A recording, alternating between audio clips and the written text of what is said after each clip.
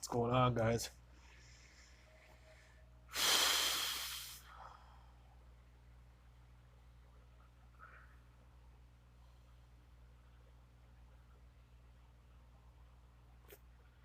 Oh, man.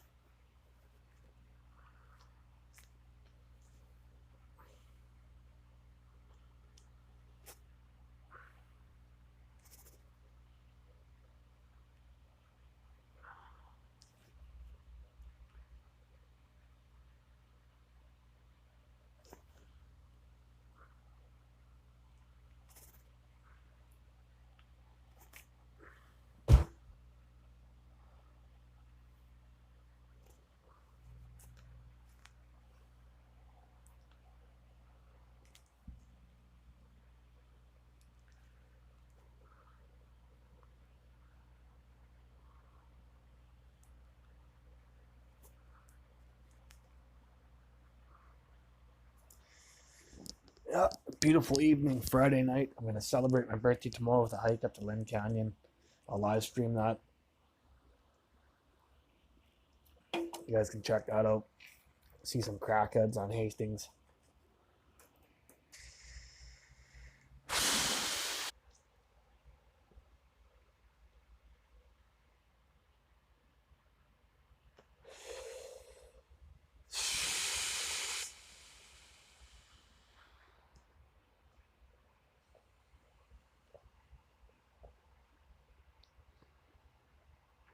So what's up, guys?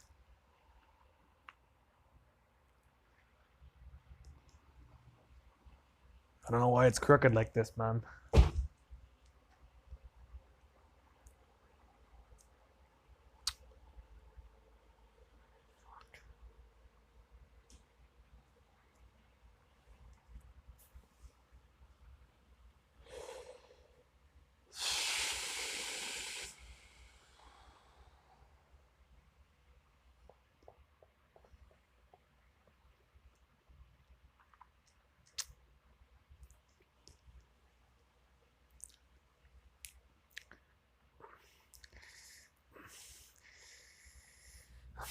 Oh, what the fuck?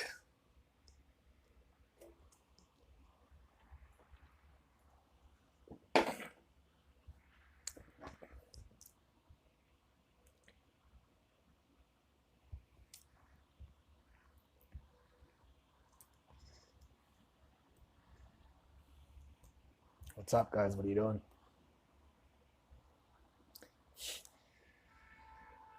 Oh, almost an accident outside.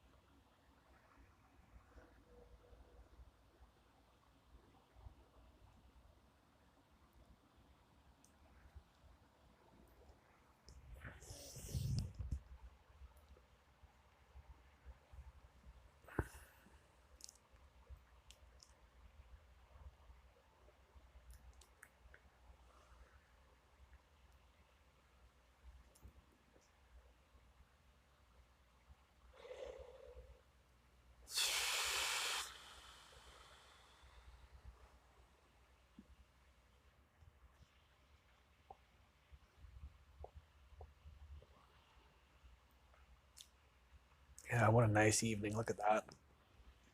Beautiful evening out. I can't wait till it pisses rain and it's winter.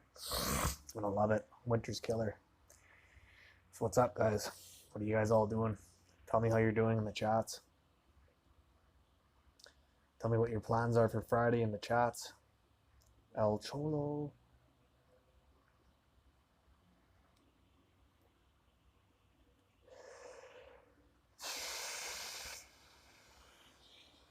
What are you guys up to? Nothing special? Just kicking back on a Friday?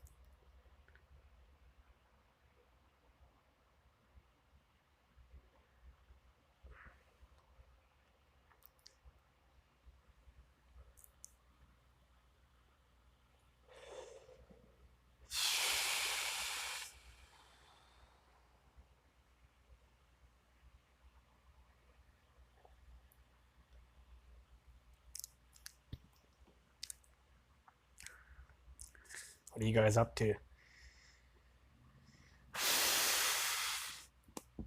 Hello, anyone there? Is anybody out there?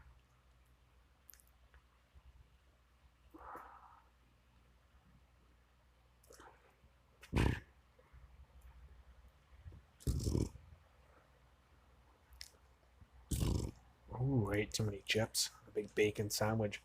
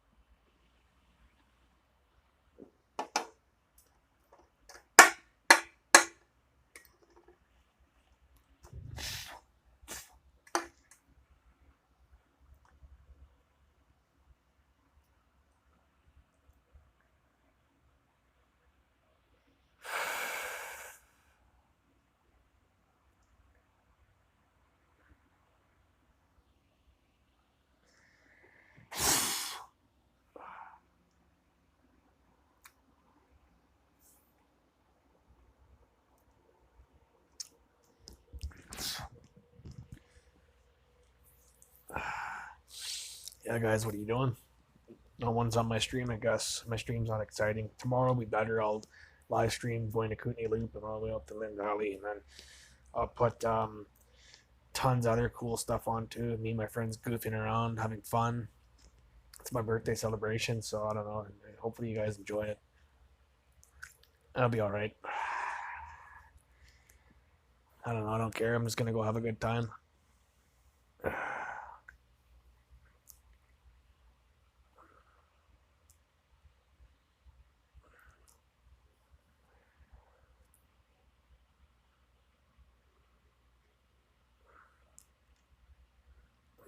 Yep. What's up, guys?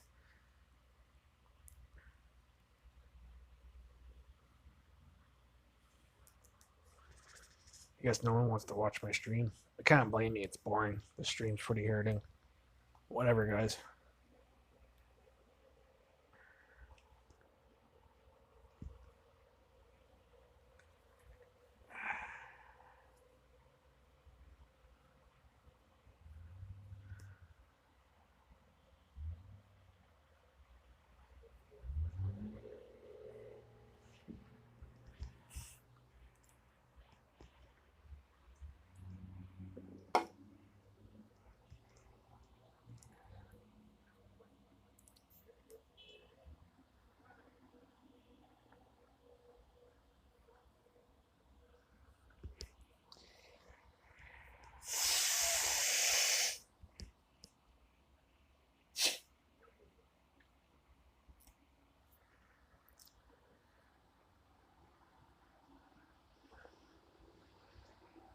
Nothing. This stream's hilarious. You'll get absolutely nothing.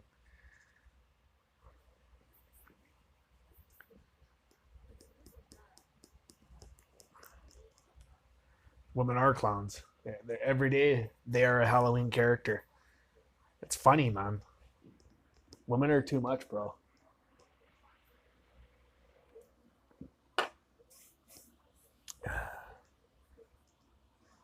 It's funny. Women are pretty much just a Halloween character 24/7, 365 days a year. Some may be okay.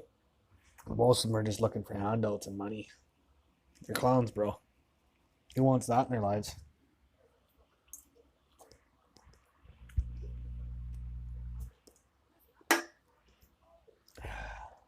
Yeah, Chicago's cold as fuck.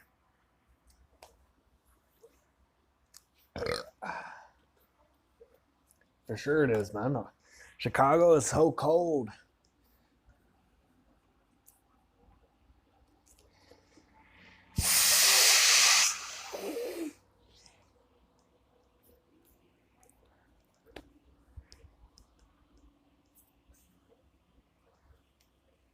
They just want money, bro.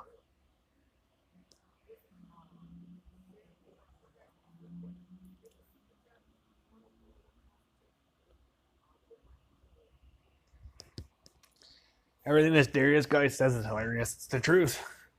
Don't be a cuck, baby goof. Fuck a bitch. That's all women are. Shit. Fart poops.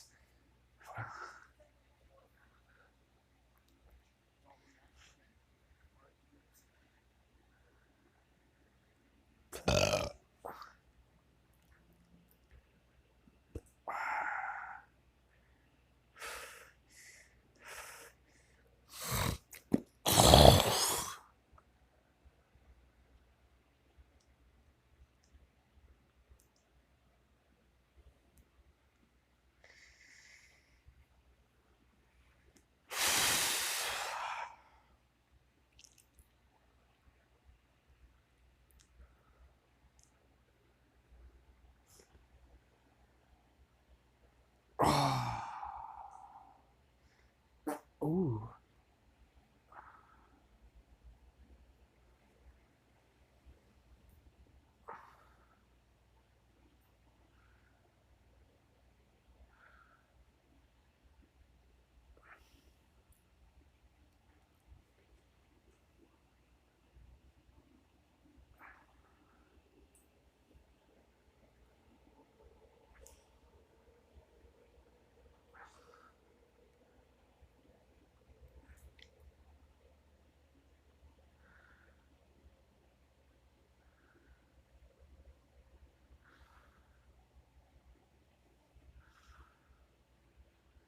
No way. Beavis and Butthead.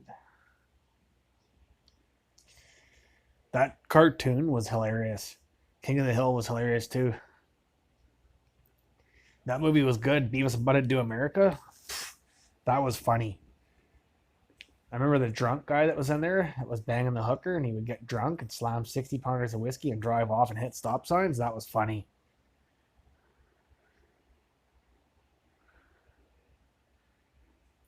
Hilarious. Just hilarious.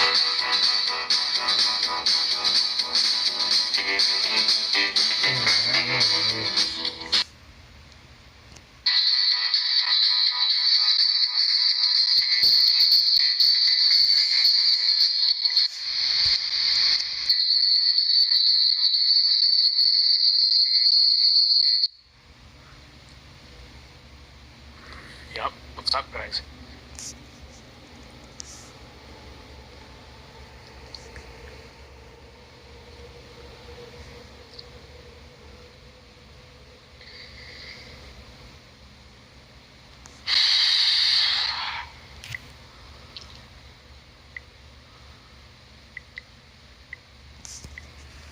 King of the Hill.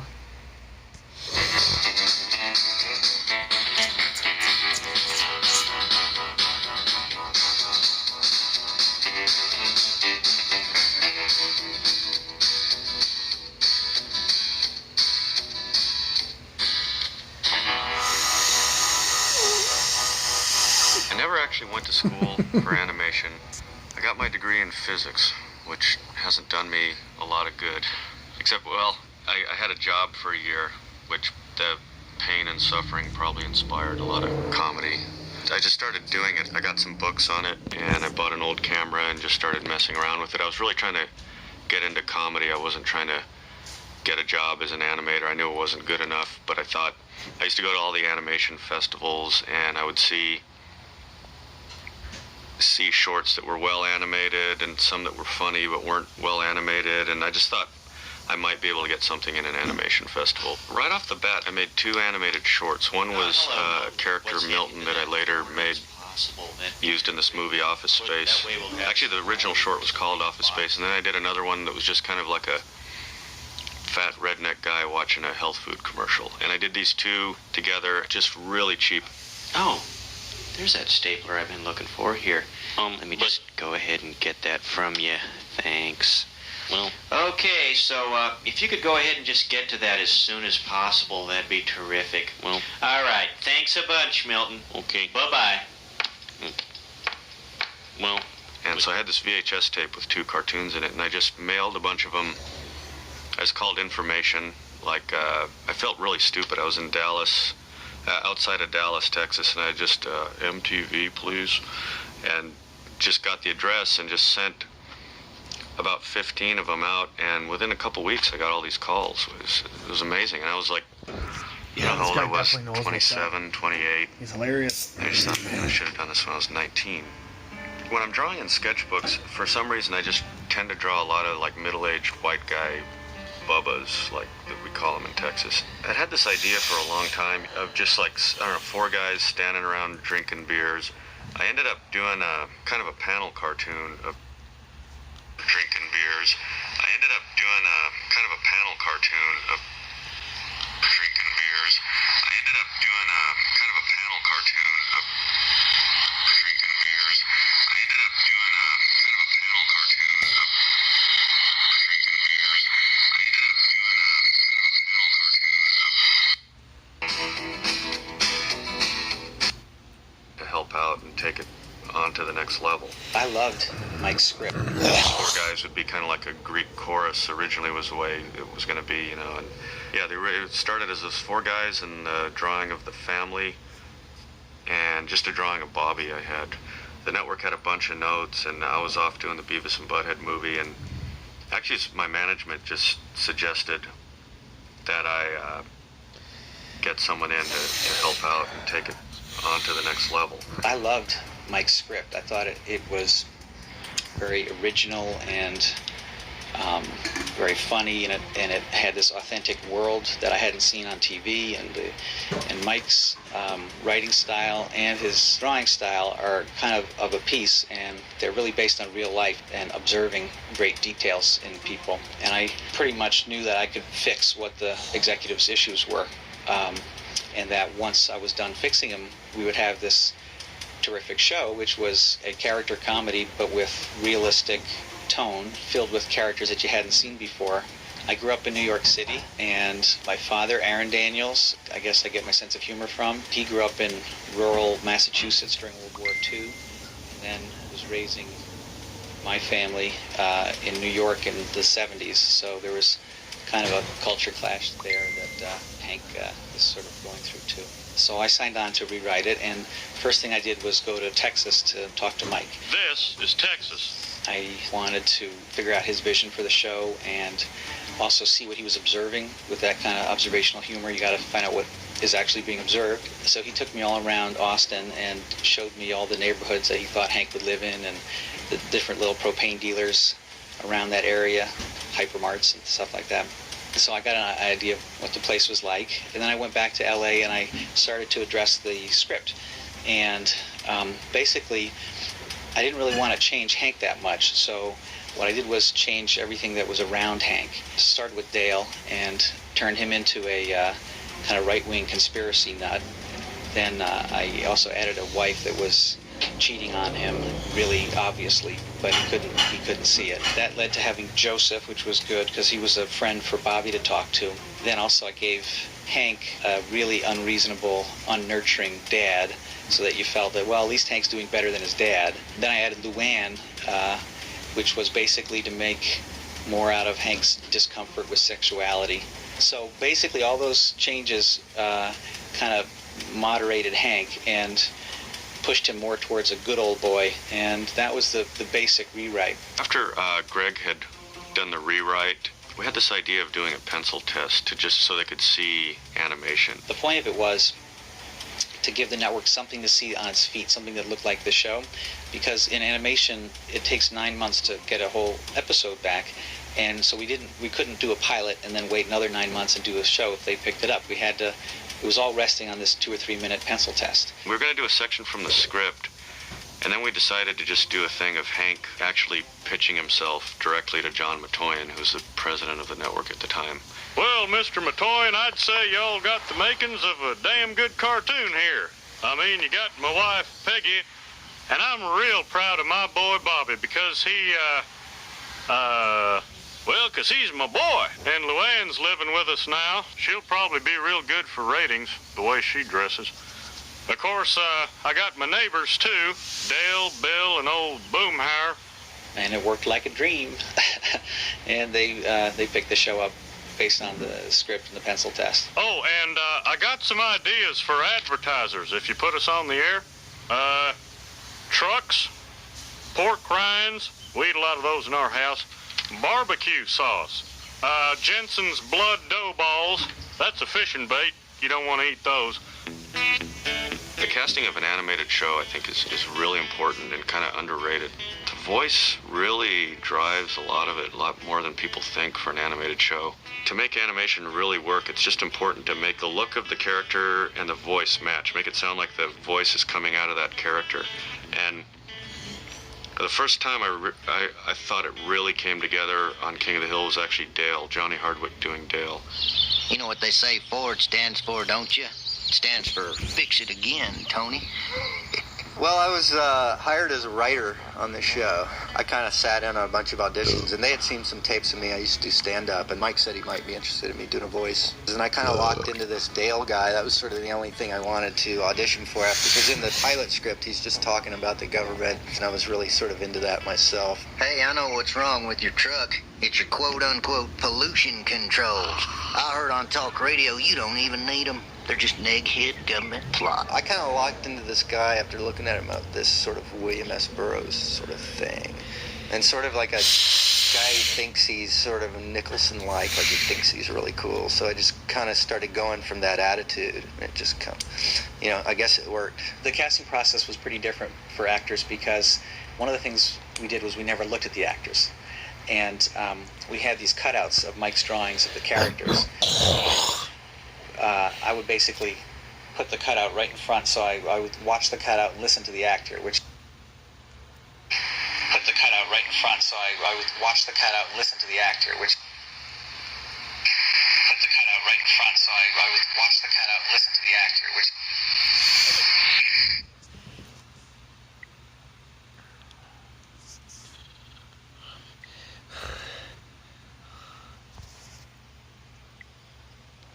Yeah, guys, I was just messing around.